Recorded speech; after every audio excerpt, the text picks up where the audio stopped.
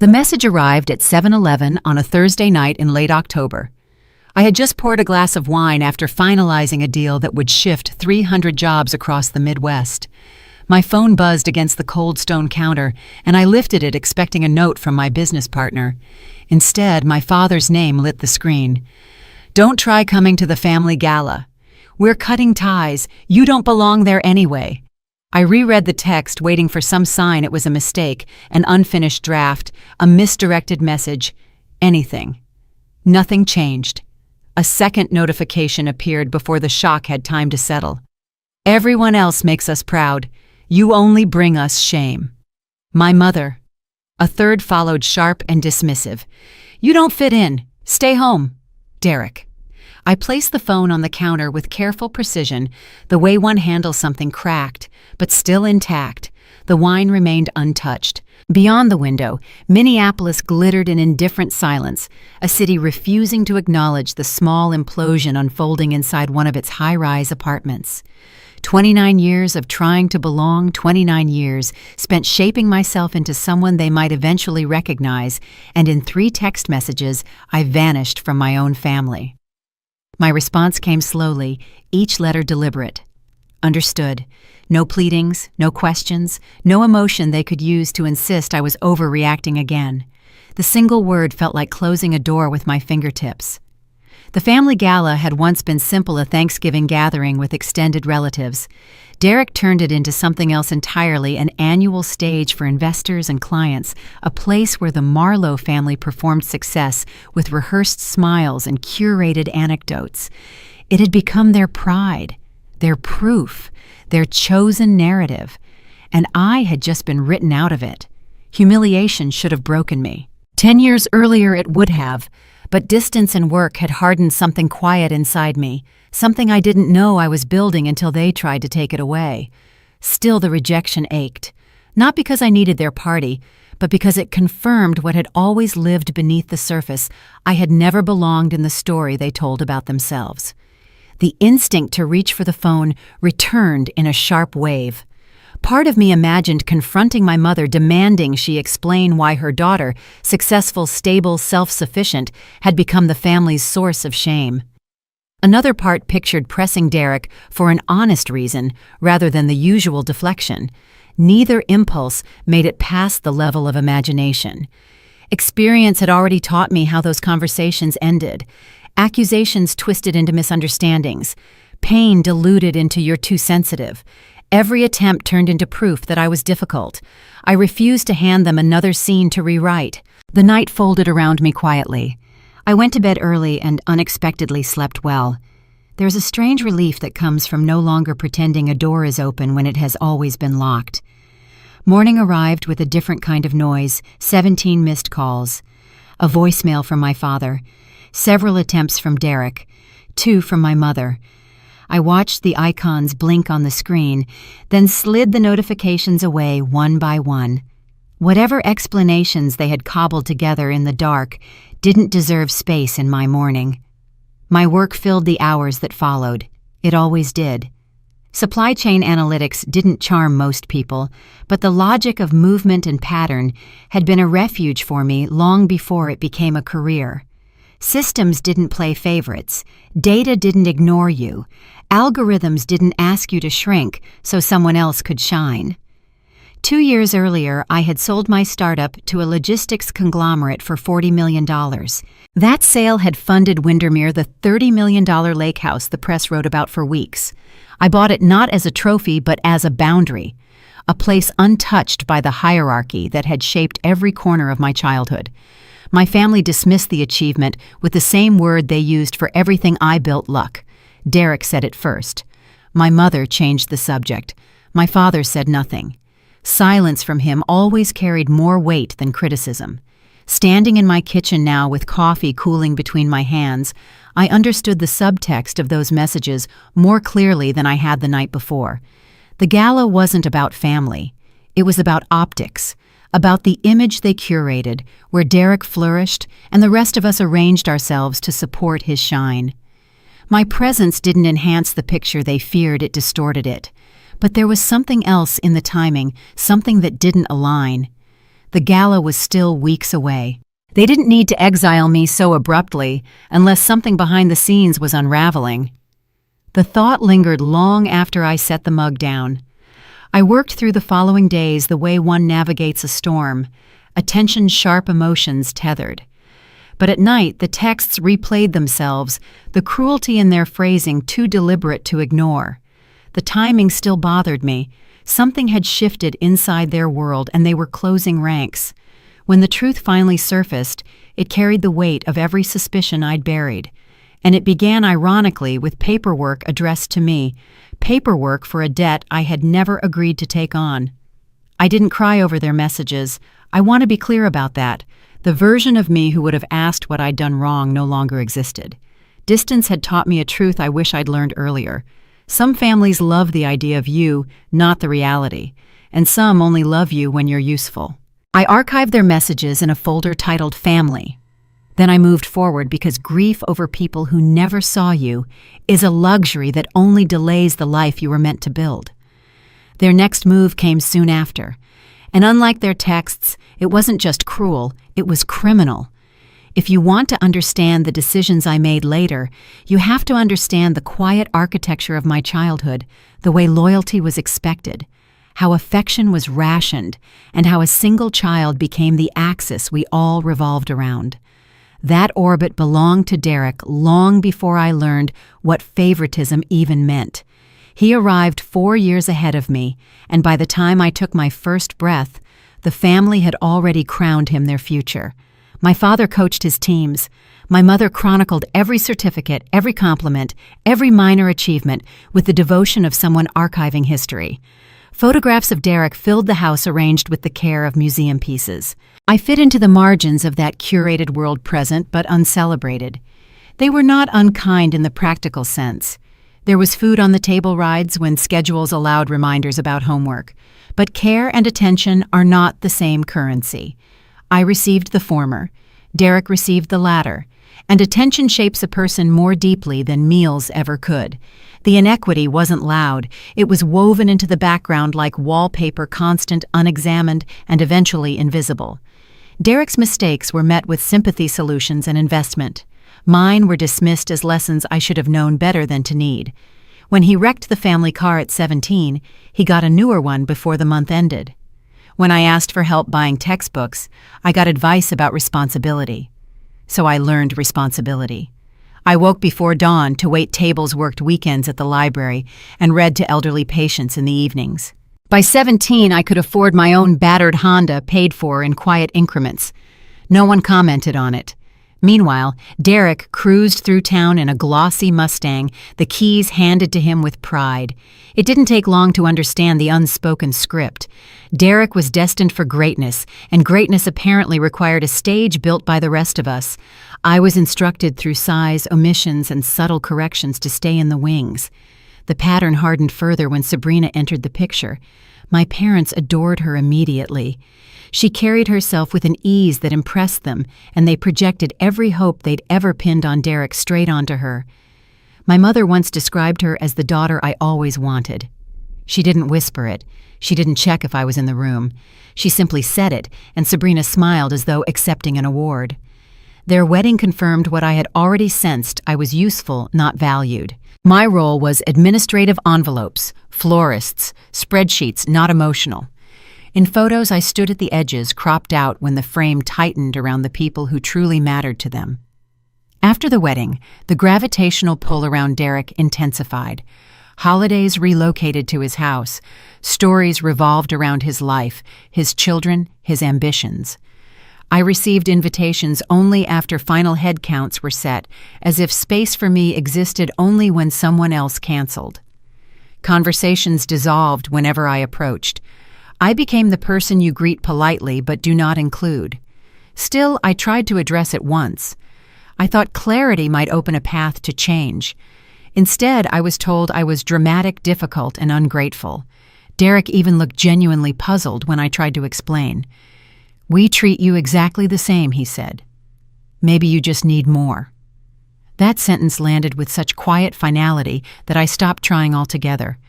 When the distance grew, I filled it with effort. I chased scholarships, chased knowledge, chased any opportunity that wasn't handed to Derek by default. My parents didn't attend my college graduation, though I waited for them in the crowd out of habit. They never apologized. They simply never mentioned it, as if my achievements existed in a different language. We grew apart because growth was the only direction left for me. What they never realized was that all their neglect had a secondary effect. While they built a pedestal for Derek, I built competence. While they poured their hopes into him, I built a life without their help. And by the time I reached 29, I had quietly surpassed every expectation they had ever assigned to me. The lake house on Windermere wasn't just a purchase. It was a testament to the fact that I could succeed without being chosen, without being celebrated, without belonging to the family narrative they had constructed. For years, I believed I needed their approval to feel legitimate. But adulthood teaches you things. Childhood hides. Some people cannot give you what you need, even if they love you in the only way they know how. And sometimes what they call love is really control wrapped in tradition. I used to think I was the broken one. Now I know the truth. They simply never looked closely enough to see who I really was. I didn't realize how far I'd traveled from the girl they once underestimated until the day my first algorithm rewrote the balance sheet of a major trucking company. I was 24, sitting in a cubicle no one visited, sorting through delivery routes that stretched across 6 states. The data looked chaotic at first glance, but certain inefficiencies flickered like beacons once I studied them long enough. Entire routes zigzagged for no reason. Fuel costs ballooned where they shouldn't have. Time bled out of the schedule in predictable patterns no one else had noticed. I built a model late at night long after most analysts had gone home. The software wasn't elegant, but the logic behind it was precise. When I presented the projection to my supervisor, he skimmed the summary and dismissed the idea as overly ambitious. I insisted on a small trial, 6 trucks, 3 months. He signed off only because the pilot cost nothing. The results forced him to take credit publicly and give me quiet praise privately. Operating expenses plummeted, and the company saved millions before the year ended. That experience reshaped my understanding of power. Insight had weight, but only if I controlled its direction. I left the firm at 26. Consulting offered independence, though it demanded everything I had. Weeks blurred into spreadsheets, warehouse audits, and negotiations with executives who underestimated me until the numbers spoke for themselves. Each success widened the distance between who my family believed I was and who I was becoming. A pharmaceutical distributor in Ohio nearly collapsed under the weight of its own outdated systems. Their CEO, Margaret Chen, reached out after hearing about my earlier work. She didn't sugarcoat the problem. Inventory losses were threatening bankruptcy. I spent 3 weeks embedded in their operation. Forklifts beeped nonstop. Dust-coated forgotten boxes. Entire product lines sat untouched in corners while high-demand items ran out weekly. Patterns emerged again. Their forecasting model lived in the past. I designed something different, responsive, adaptive, capable of reading economic indicators and health data simultaneously. Within months, the company regained stability. Within a year, they expanded. Margaret credited me publicly, and doors that had previously been locked swung open. At 28, I hired a team. The warehouse I converted into an office smelled faintly of dry timber and old machinery. Whiteboards covered every wall, each surface, crowded with equations, timelines, and supply chain diagrams. The energy in that space felt electric. We named the company Clarity Systems because the work cut through noise. Clients sought us out to make sense of chaos. The acquisition offer arrived unexpectedly.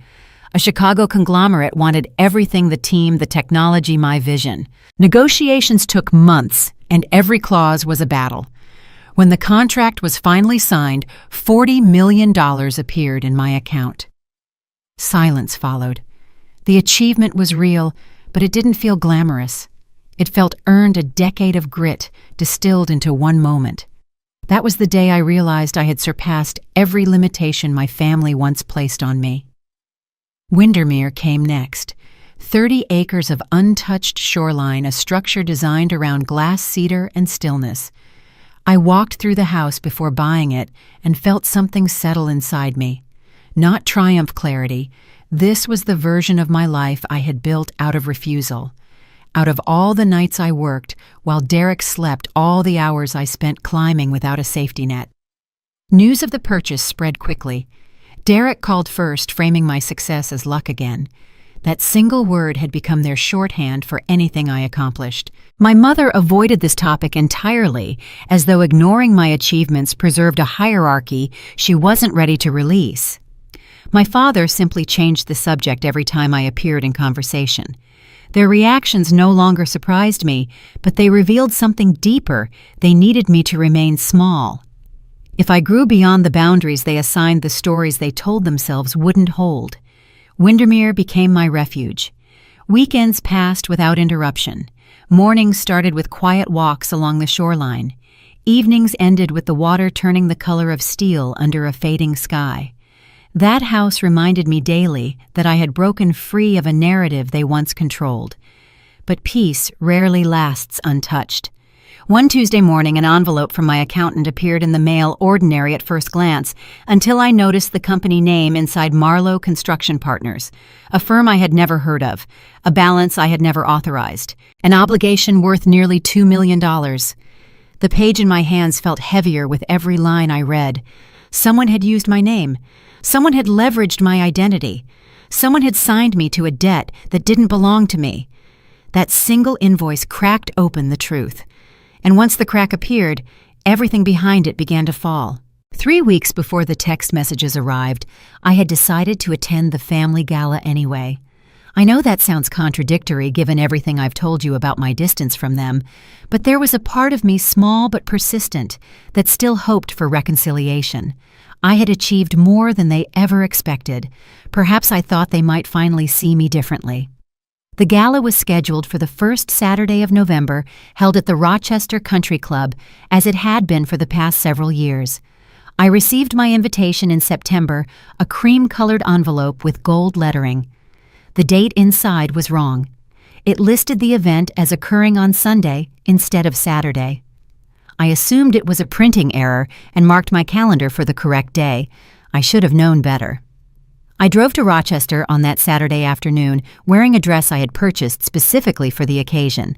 Navy blue silk, elegant but not ostentatious. I wanted to show them that success hadn't changed who I was fundamentally. I still valued family. I still wanted to belong. The country club parking lot was already full when I arrived. Staff moved between the cars, directing traffic with practiced efficiency. I handed over my keys and walked toward the entrance, my heels clicking against the flagstone path. The first sign of trouble came at the door. A young man in a suit consulted his tablet and frowned. "I don't see your name on the list," he said. "Could you spell it for me?" I spelled it twice. He scrolled through his screen, his frown deepening.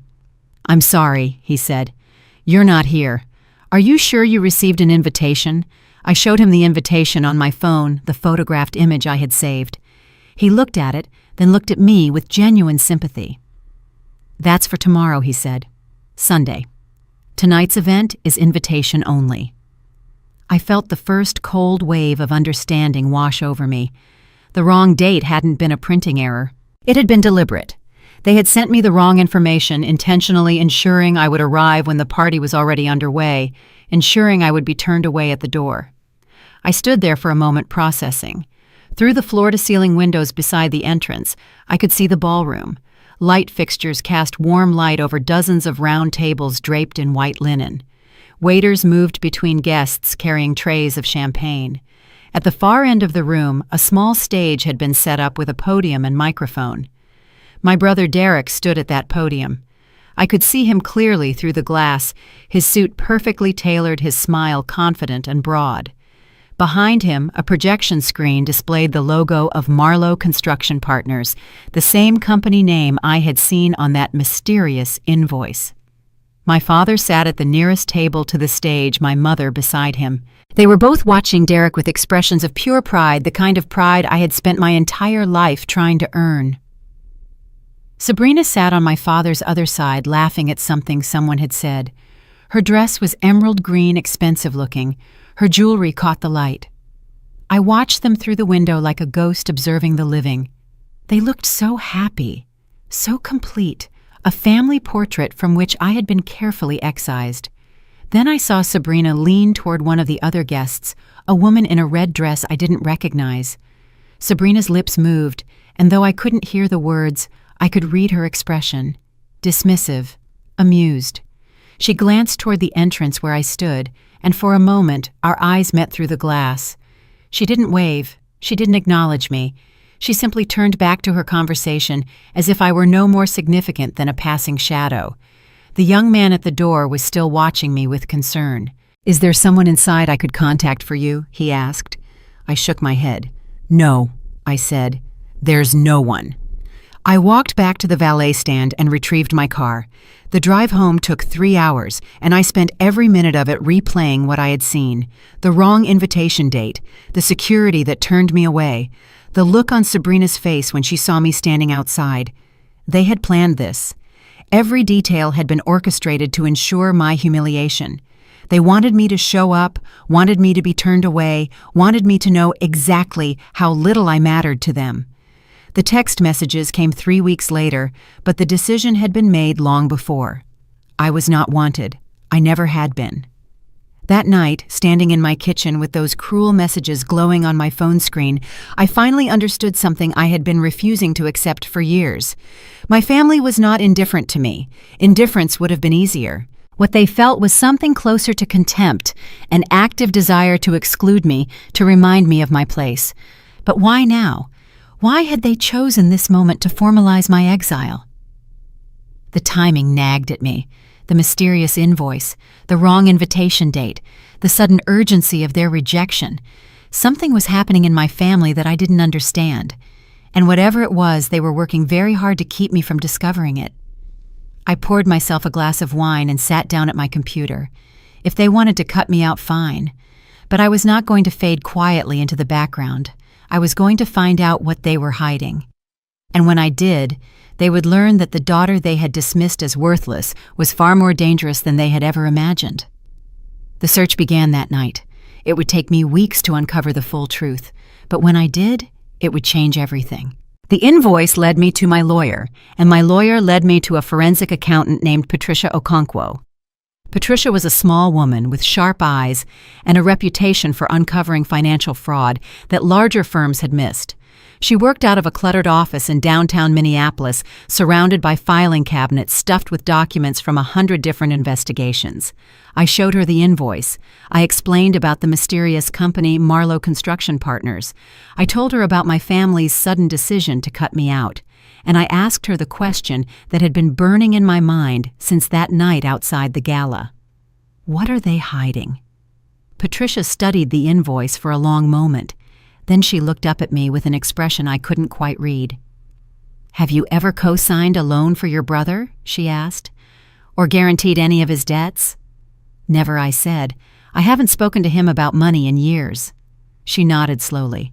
"Let me look into this. I'll need a few days." Those few days stretched into 2 weeks. During that time, I tried to continue with my normal life. I met with clients. I reviewed contracts. I spent a weekend at the lake house trying to find the peace that usually came so easily there. But my mind kept returning to Patricia's question. Co-signed a loan, guaranteed his debts. When she finally called, her voice was carefully controlled. The way a doctor sounds when delivering bad news they've seen too many times before. "You need to come to my office," she said. I found something. I arrived within the hour. Patricia had spread documents across her desk, a paper trail that stretched back nearly 2 years. Bank statements, loan applications, corporate filings, and in the center of it all, a document that made my blood run cold. It was a personal guarantee form for a business loan of $5 million. The borrower was listed as Marlowe Construction Partners, LLC. The guarantor was me, my name, my social security number. My supposed signature at the bottom of the page. "I've never seen this document before," I said. My voice sounded distant, disconnected from my body. Patricia nodded. "I didn't think you had. The signature is a forgery, a decent one but not perfect. I had a handwriting analyst take a look. He's confident it wasn't written by you." The room seemed to tilt around me. Someone had forged my signature on a loan guarantee. Someone had used my financial reputation to secure millions of dollars in funding, and based on the name of the company, that someone was almost certainly my brother. "There's more," Patricia said. She slid another document toward me. "This is the company's current financial statement. Marlowe Construction Partners has been operating at a loss for 18 months. They've missed several loan payments. The bank has been sending warning letters for the past 6 months. Warning letters," I repeated. "To whom?" "To the address on file, your brother's office." She paused. "But also to you. At least to the address they have listed for the guarantor." I stared at her. "I never received any letters." "No," Patricia said. "You wouldn't have. The address they used is a P.O. box registered to your mother." The full picture was starting to form in my mind, ugly and undeniable. My family had used my identity to secure a loan for Derek's failing business. They had funneled the warning letters to a mailbox I would never check. And when the business started to collapse, they had cut me out of the family entirely, ensuring I would have no reason to investigate what they had done. The timing of those text messages suddenly made terrible sense. They hadn't rejected me because they were ashamed of me. They had rejected me because they were afraid of what I might discover. "What happens now?" I asked. "If the company defaults on this loan, am I responsible?" Patricia shook her head. "Not if we can prove the signature was forged, but we'll need to act quickly. The bank is already preparing to call in the loan. If they come after you before we establish that you're not the legitimate guarantor, it could get messy." Messy. Such a mild word for what my family had done. They had committed financial fraud. They had stolen my identity. They had used me as an invisible safety net, gambling my reputation and creditworthiness on a business venture I knew nothing about. And they had done it without a moment's hesitation, because to them I wasn't a person with my own life and own interests. I was a resource to be exploited, a backup plan, a name on a form. I want to see everything I said, every document, every email, every communication related to this loan. Patricia nodded. "It will take time to compile, but I can have a preliminary package ready for you by the end of the week." That week was one of the longest of my life. I went through the motions of my daily routine, but my mind was elsewhere. I kept thinking about my parents, about Derek, about Sabrina. I kept wondering how long they had been planning this.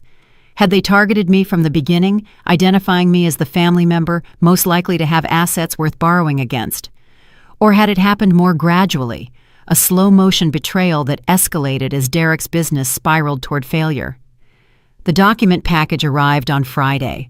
I spread it across my dining room table and began to read. The story it told was damning. Derek had approached the bank 2 years earlier seeking funding to expand his construction supply business. His own credit was mediocre at best, weighed down by previous debts and a string of failed ventures. But the bank had agreed to make the loan if he could provide a personal guarantor with stronger financials. That's where I came in. Or rather, that's where my identity came in. Someone, presumably Derek, with help from my parents, had assembled a package of my financial information. Tax returns, bank statements, credit reports, documents that could only have been obtained through deliberate deception or outright theft.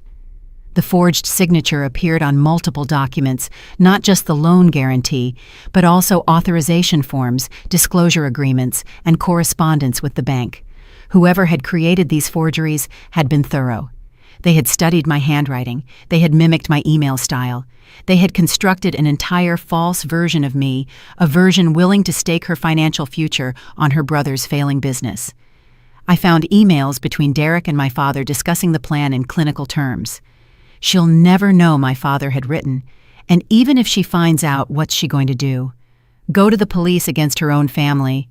My mother's contribution was more subtle but equally damning.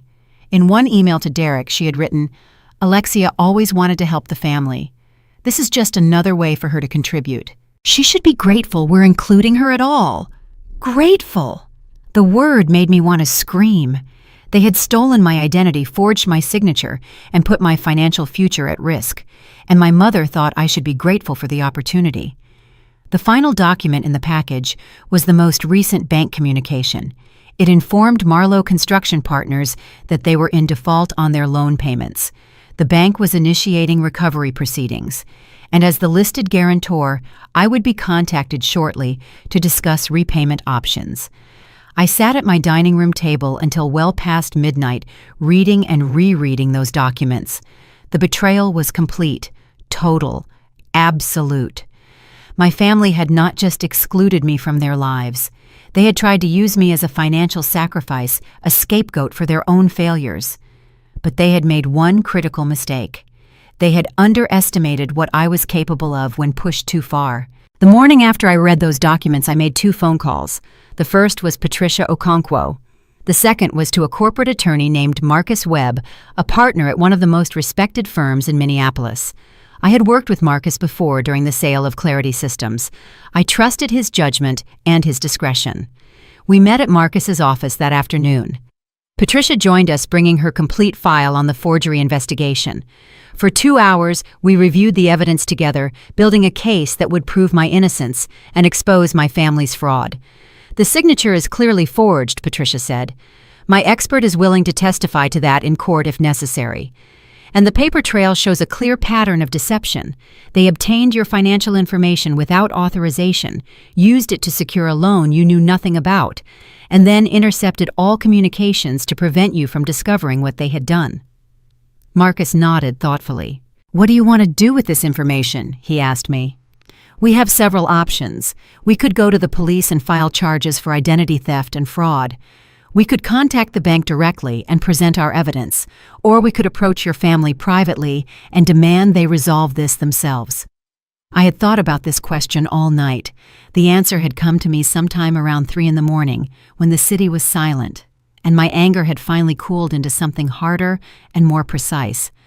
"I want to withdraw from the loan," I said, formally and officially. "I want the bank to know that I never authorized this guarantee and that I'm not responsible for any debts incurred by Marlowe Construction Partners." Marcus exchanged a glance with Patricia. "That's certainly possible," he said. "But you should understand the consequences. Once we notify the bank that the guarantee was forged, they'll launch their own investigation. Your brother's company will almost certainly have its accounts frozen while that investigation proceeds. If the company is already in default, this could accelerate its collapse." I understood what he was saying.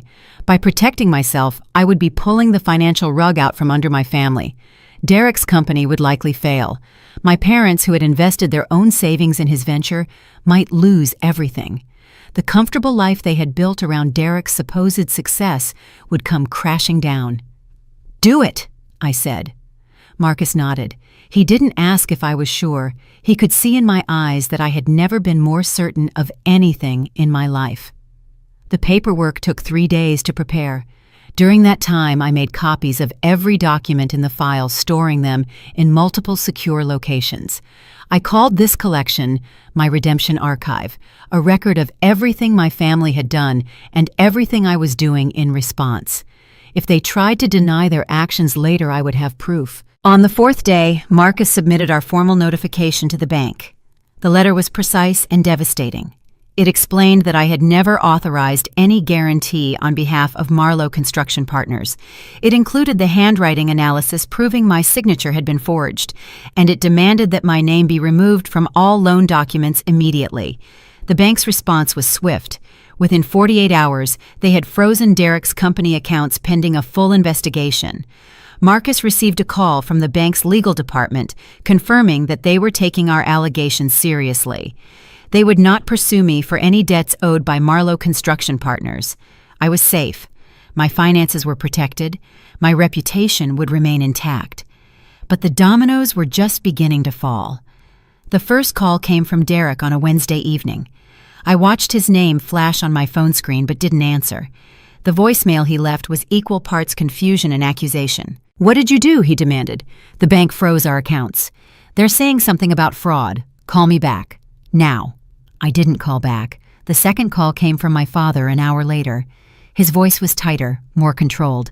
"Alexia," he said, "I don't know what you think you're accomplishing, but this is a family matter. We need to discuss this privately. Call me." I didn't call back. The third call came from my mother. She didn't leave a voicemail. Instead, she sent a text message. One word: ungrateful. I saved that message. I saved all of them for the Redemption Archive. Over the next several days, the calls multiplied. My phone buzzed constantly with notifications from numbers I recognized and numbers I didn't. Derek called 11 times. My father called 8. My mother called twice more, then gave up. Even Sabrina called once, her message dripping with performative concern. "We're all very worried about you," she said.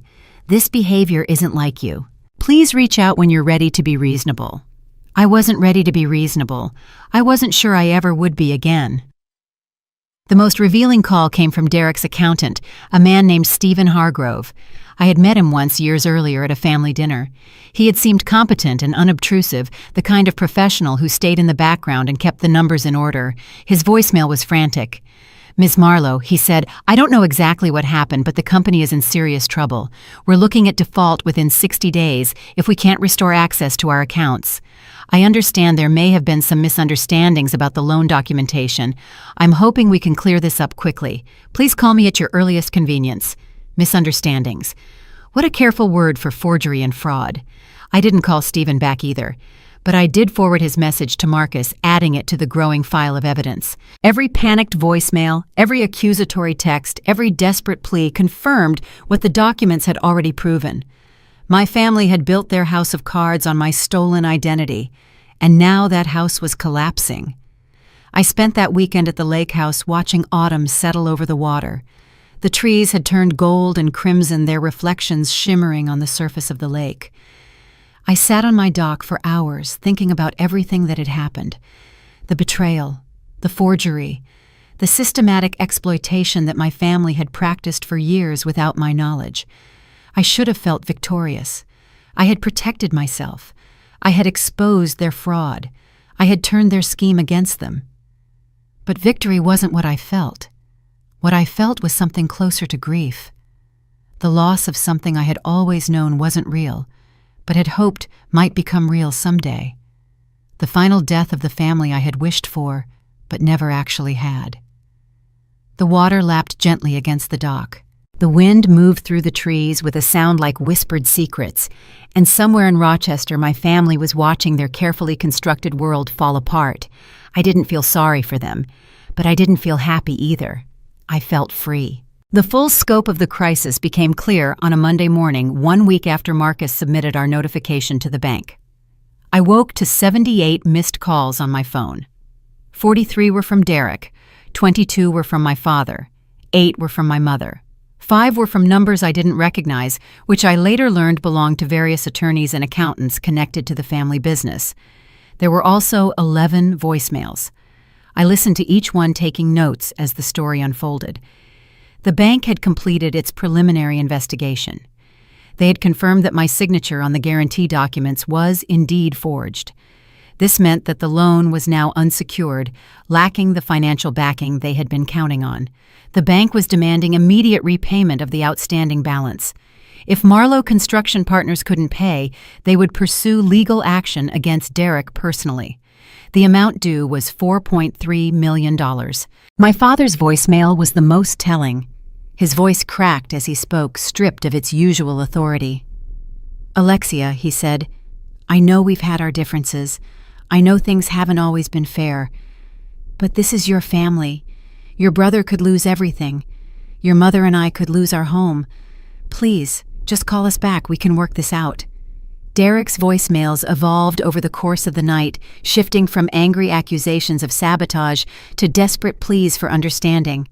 The final message, left at 4:17 in the morning, was barely coherent. "You have to fix this," he mumbled. "I don't understand why you're doing this. We're family. Family." The word had never sounded more hollow. I chose not to return any of the calls. Instead, I went to work. I had a client meeting that morning, a routine review of logistics optimization for a retail chain based in Wisconsin. The work was straightforward, the kind of analysis I could do almost automatically, but it grounded me. It reminded me that I had built a life outside of their chaos, a life that would continue regardless of what happened to them. That afternoon, I received a different kind of message, an email from an address I didn't recognize with a subject line that made my heart skip. "From your Aunt Eleanor, regarding the family situation." Eleanor was my mother's younger sister. She had married a dentist in Duluth and moved there 30 years ago, maintaining only minimal contact with the rest of the family. I had always liked her during our rare interactions. She seemed more genuine than the others, less invested in the status competitions that defined Marlowe family gatherings. Her email was brief but significant. "Dear Alexia," she wrote, "I've heard some troubling things about what's happening with Derek's business. I've also heard some troubling things about how your name got involved. I think there's information you should have. Can we meet?" I replied within the hour, suggesting a coffee shop midway between Minneapolis and Duluth. She agreed to meet me the following Saturday. The days between felt interminable. My phone vibrated constantly with notifications. New voicemails accumulated, but I let them all roll to archive. My father sent a series of increasingly desperate texts. "Your mother is having chest pains from the stress.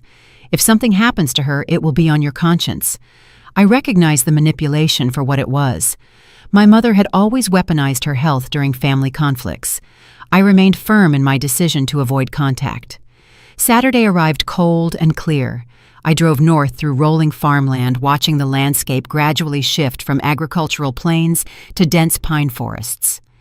The coffee shop Eleanor had chosen was a small place on the outskirts of a town I had never heard of. Eleanor was already there when I arrived, sitting in a booth near the back with a manila folder in front of her. She stood to hug me, and I was surprised by how tightly she held on. She had aged since I last saw her, her hair silver now instead of the auburn I remembered. But her eyes were still sharp, still kind. "Thank you for coming," she said as we sat down. "I know this must be confusing." I gestured at the folder. "What is that?" She sighed.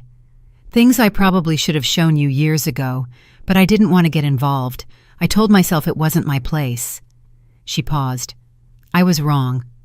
She opened the folder and began to spread documents across the table. Emails she had printed, text messages she had screenshotted, notes from conversations she had overheard at family gatherings. "I've always stayed on the periphery," she explained. "Your mother and I were never close, and after I moved to Duluth, I mostly heard about family events secondhand. But people forget I'm there sometimes. They talk like I'm part of the furniture. And I remember things." She pointed to one of the printed emails. "This is from 2 years ago. Your mother sent it to Derek," read the second paragraph. I read. The words blurred together at first, then sharpened into terrible clarity. "Alexia doesn't need to know my mother had written. She's always been distant anyway. And frankly, she owes this family. We raised her, fed her, and gave her opportunities. The least she can do is help Derek when he needs it. She won't even notice the guarantee. By the time she finds out the business will be profitable and we can pay off the loan. No harm done. No harm done." As if stealing my identity was a minor inconvenience, as if betraying my trust was a reasonable price to pay for their ambitions. "There's more," Eleanor said. She showed me text messages between my father and Derek discussing how to obtain my financial records. She showed me notes from a phone conversation where my mother had coached Derek on how to forge my signature. She showed me a draft of the guarantee document with practice versions of my name scrawled in the margins.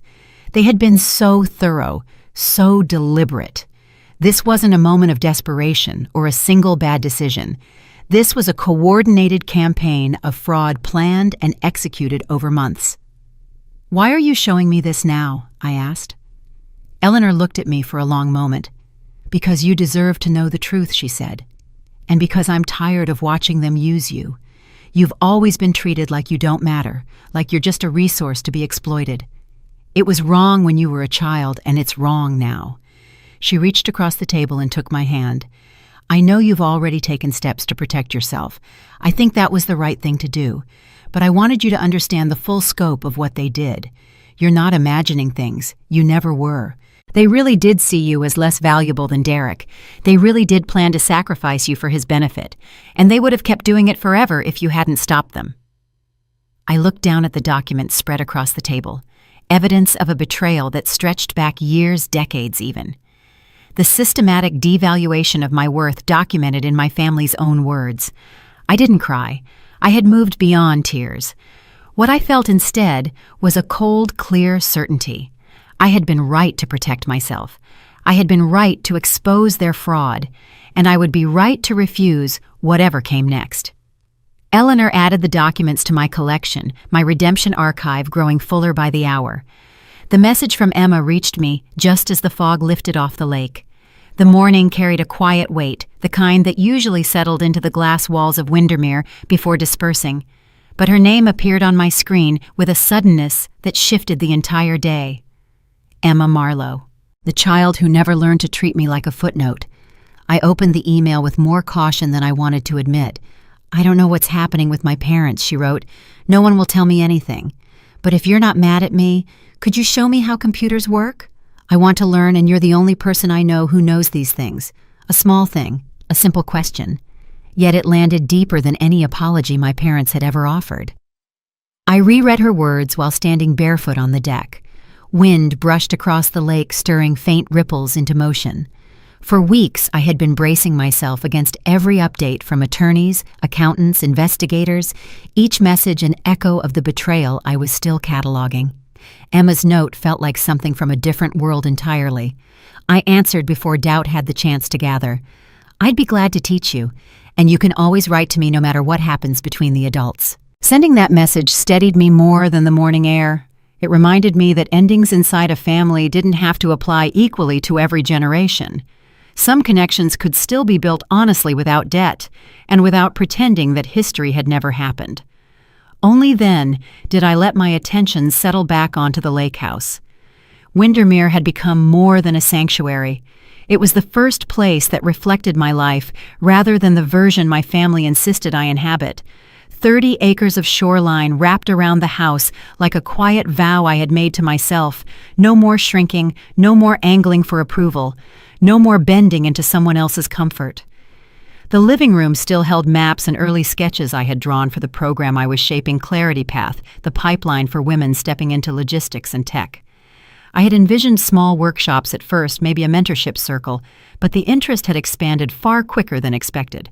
Messages from university coordinators and nonprofit directors filled my inbox daily. They wanted to partner, wanted to fund, wanted to scale. I resisted the urge to rush. Building something that mattered required patience, and patience was a skill I had mastered one lonely year at a time. When I stepped outside again, the lake was turning brighter under a widening sky. This land had been mocked by my family as extravagant, unnecessary a showpiece I bought only to flaunt success. They never understood that Windermere wasn't a symbol, it was a boundary, a physical and emotional perimeter that no one could cross without invitation. I had earned that perimeter by refusing to let their limitations shape my future. The first call with Emma happened that evening. She appeared on my screen with a shy, unsure smile, as though afraid her parents' decisions had somehow disqualified her from speaking to me. "I hope this isn't weird," she said. "It isn't," I replied. "You're learning something new. That's never weird." Her relief was immediate.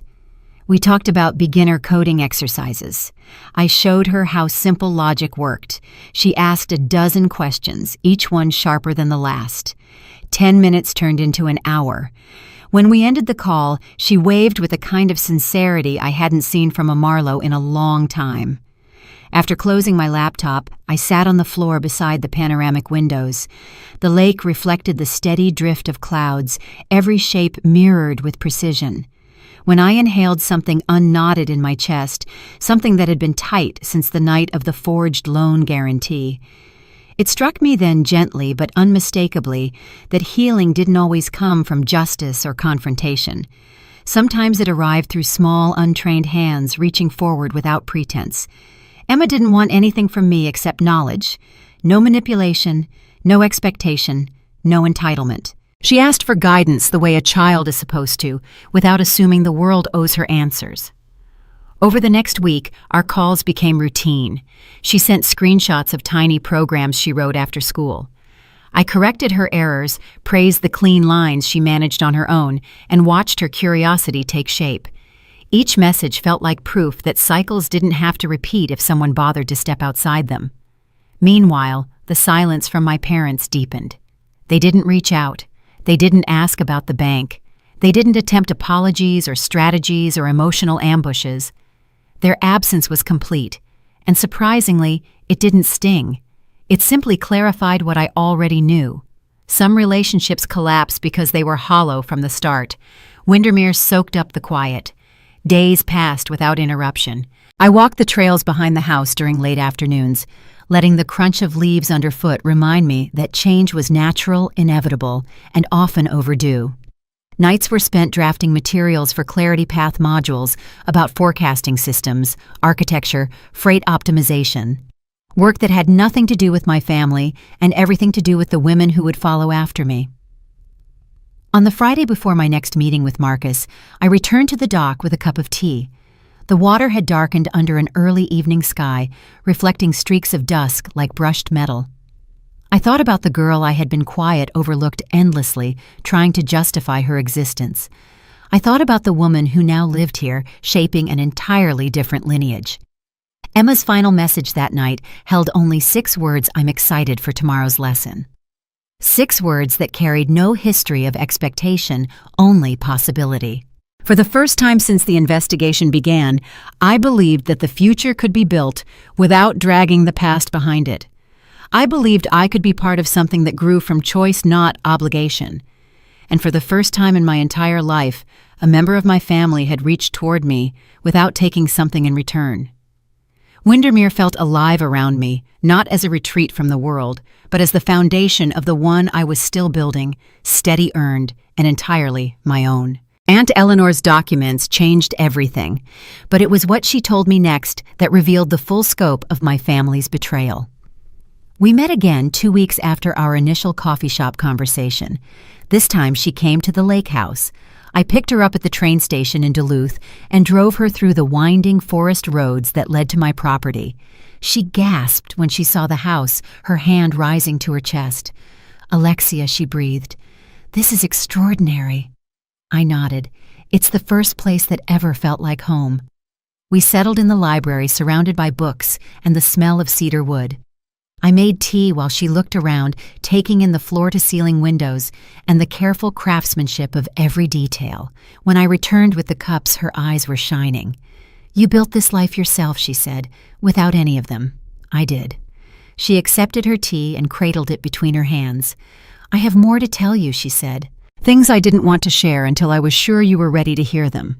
I'm ready." She took a deep breath. "The pattern with Derek didn't start with the loan guarantee," she said. "It started when you were children. Your parents decided very early that Derek would be their legacy. He was the son, the firstborn, the one who would carry on the family name. You were supposed to be the support system, the backup, the one who helped make his success possible." "I've known that for years," I said. "It's not exactly a revelation." "No," Eleanor agreed. "But what you might not know is how deliberate it was." She set down her tea and pulled another folder from her bag. "I found these in your mother's things years ago. Letters she wrote to your grandmother back when you were small. The letters were yellowed with age, their edges soft from handling. I read them slowly, each one landing like a blow. In one letter, my mother wrote about how easy Derek was compared to me. "He's so confident," she wrote. "Alexia is always questioning, always demanding explanations. I don't know where she gets it from. She exhausts me." In another letter, she discussed their financial plans for the children. "We're putting aside money for Derek's education," she wrote. "Alexia is smart, she'll probably get scholarships. And if not, she can work her way through like I did. Derek needs more support, he's more sensitive." The letters continued through my childhood and adolescence, documenting a systematic preference that I had always felt but never seen in writing. "Derek gets my attention because he needs it more.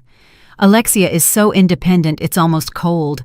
I worry she doesn't really love us like a normal daughter should." A normal daughter. As if I had been some kind of deviation from the expected pattern. As if my independence was a character flaw rather than a survival mechanism. The worst letter came from just after my high school graduation. I read it 3 times before I could fully absorb its meaning. "We didn't go to Alexia's ceremony," my mother wrote. "Derek had a job interview that day and we needed to support him. Alexia didn't seem to mind. She never seems to mind anything. Sometimes I wonder if there's something wrong with her emotionally. She doesn't need us the way a child should need her parents." I set the letter down. My hands were trembling. "I remember that graduation," I said. I remember looking for them in the audience and not seeing them. I told myself it didn't matter. I graduated valedictorian. I had already been accepted to college on a full scholarship. I told myself I didn't need them to be proud of me. Eleanor reached across and took my hand. "You were right," she said. "You didn't need them, but you deserved them anyway. Every child deserves parents who show up." The final document in her folder was the most recent email exchange from just before the loan guarantee was forged. Eleanor had obtained it from a mutual acquaintance, someone who had been inadvertently copied on the thread. The emails discussed me in clinical terms. They analyzed my financial situation, my assets, and my creditworthiness. They debated the best way to use my information without my knowledge, and they included a chilling assessment from my mother. "Alexia won't fight back," she wrote. "She never has. She's spent her whole life trying to earn our approval. If we frame this right, she'll sign whatever we put in front of her. And if she discovers it later, she's too proud to make a scene. She'll quietly accept responsibility rather than air family business in public." They had counted on my loyalty. They had weaponized my desire for connection. They had assumed that my love for them would override my self-interest. They had been wrong. I gathered the documents into a careful pile. Everything Eleanor had given me joined the Redemption Archive, a record of exploitation that now stretched back decades. The evidence was overwhelming.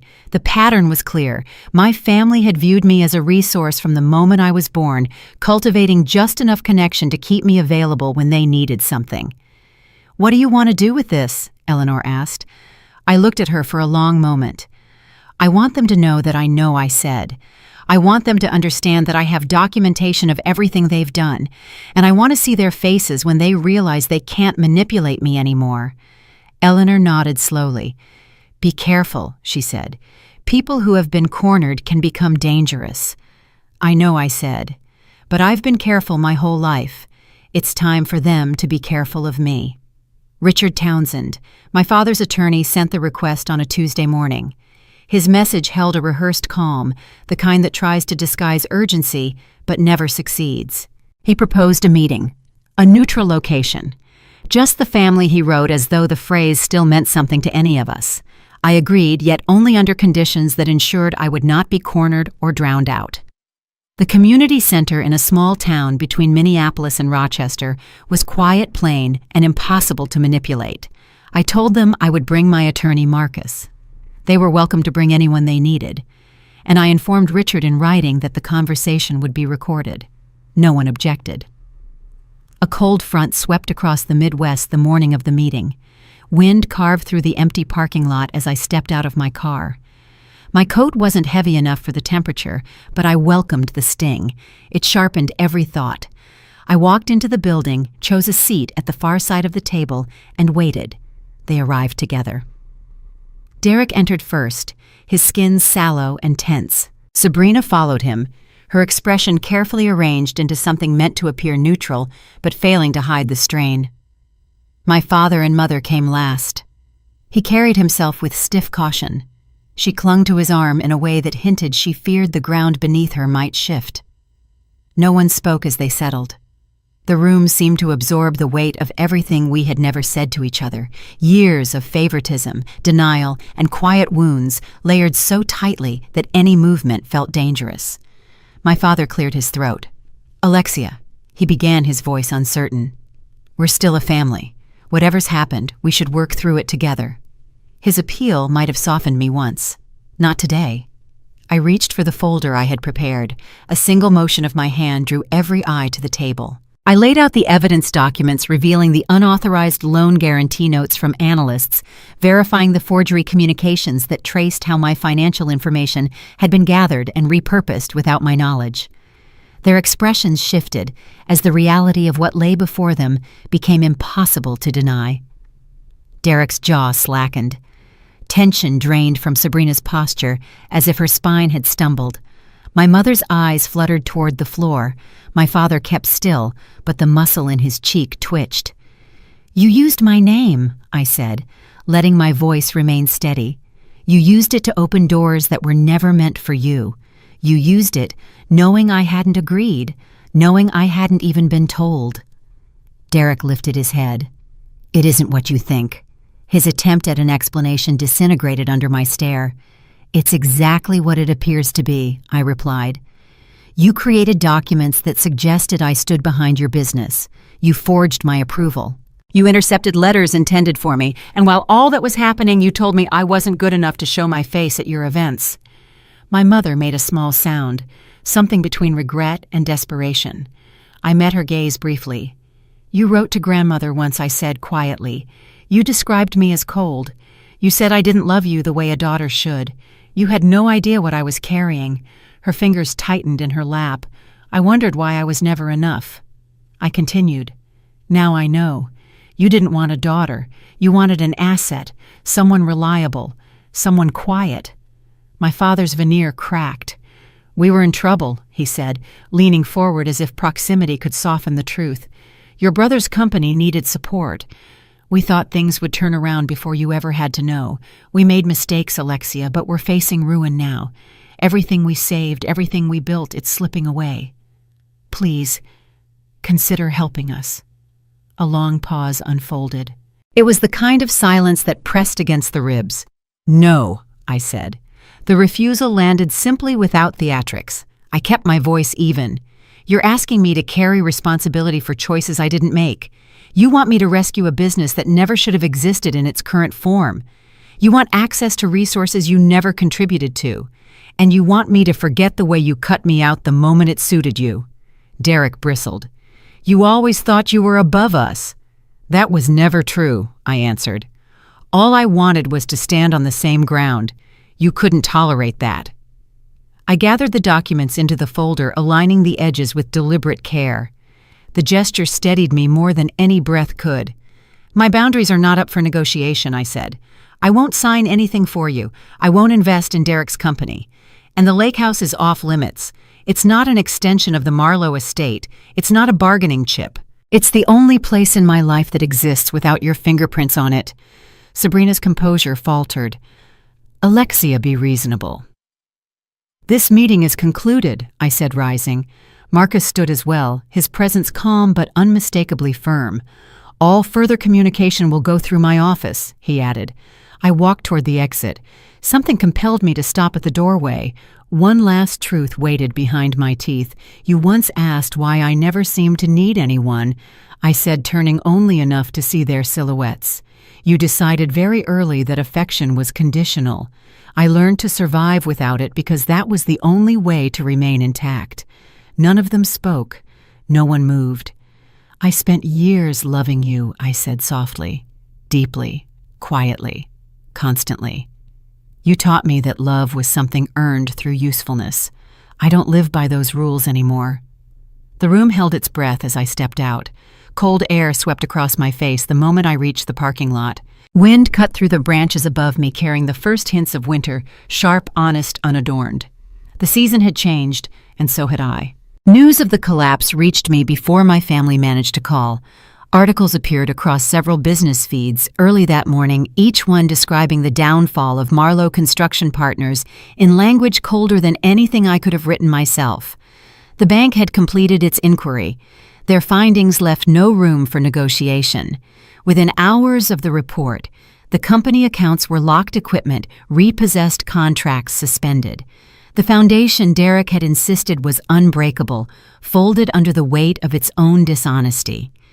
His name surfaced repeatedly in those articles, never as a visionary, never as an entrepreneur, only as a man under investigation for forging a financial guarantee he had no authority to use. Reporters noted the family connection with clinical detachment as though I were merely a footnote in someone else's cautionary tale. I read every line without feeling the victory that strangers might have expected. Something else took its place, a quiet absence where anger used to live. The legal process advanced quickly once the bank formalized its complaint. Prosecutors prepared charges for fraud, identity theft, and conspiracy. My parents appeared in the preliminary documentation as individuals who facilitated access to confidential information, though investigators focused first on Derek, who had orchestrated the scheme. Watching the case gather momentum felt like observing a distant storm, loud, consuming, but no longer capable of reaching me. Sabrina reacted faster than anyone. Her divorce filing arrived in early December, wrapped in accusations about Derek's judgment and labeled with the urgency of someone desperate to detach herself before the damage spread. She demanded custody assets and whatever remnants she could salvage. Derek's name, once a badge my parents polished, had become something she treated like a stain. My mother called days later. Her voice sounded unfamiliar, as though it had traveled through too many nights without sleep. She tried to explain decades of choices by framing them as burdens she had carried alone. Derek's fragility, his endless needs, the pressure of molding 2 children into lives that made sense to her. She insisted none of it had been meant to harm me. She simply did her best. I listened until the justifications circled back to the same place they always lived. "I'm not angry anymore," I told her. "I'm just done sacrificing myself." Her breath caught. I ended the call before guilt could find a foothold it hadn't earned. My father communicated differently. A letter arrived at my Minneapolis apartment, the envelope thin but heavy with confession. He wrote about the scarcity that shaped his childhood, how every risk felt like a threat, how every setback echoed that earlier poverty. Fear, he insisted, had driven him to protect Derek at all costs. Supporting a son he believed too fragile for the world seemed like an urgent, unquestionable duty. I read his words while the evening light thinned across my living room floor and realized he wasn't asking for forgiveness. He was asking to be understood. Nothing in his explanation softened what had been done. It only clarified the lineage of fear he had chosen to pass down. His apology occupied the final paragraph spare and resigned. "We failed you. I don't know how to repair it. I'm sorry for the choices, not the consequences." I folded the letter carefully and placed it in the redemption archive. Some truths belonged there more than anywhere else. January brought another shift. The house my parents had lived in for nearly 4 decades went up for sale. Their remaining savings couldn't support the mortgage once Derek's business income evaporated. The neighborhood looked exactly as it had when I was 10 quiet streets and trimmed hedges, but the home they'd treated as a monument to Derek's future now sat hollow. I drove past only once. Frost coated the yard and the windows reflected nothing. I didn't slow the car. By the time spring arrived, prosecutors had finished their review. Derek faced a string of charges that would follow him for years, perhaps longer. My parents retreated into a modest apartment funded by Social Security and whatever limited resources creditors hadn't already claimed. Even their beloved gala, the yearly exhibition of curated pride, disappeared from the calendar without announcement. The absence felt like a curtain falling on a performance no one believed in anymore. Silence stretched between us through those months. I didn't expect contact, which is why my father's final email caught me off guard. It appeared late on a Sunday night, a single sentence surrounded by empty space. "I hope someday you can forgive us for what we are not, for what we did." He still couldn't articulate accountability. Still asked me to accept their nature as if nature excused choice. Still reached for absolution without offering any true repair.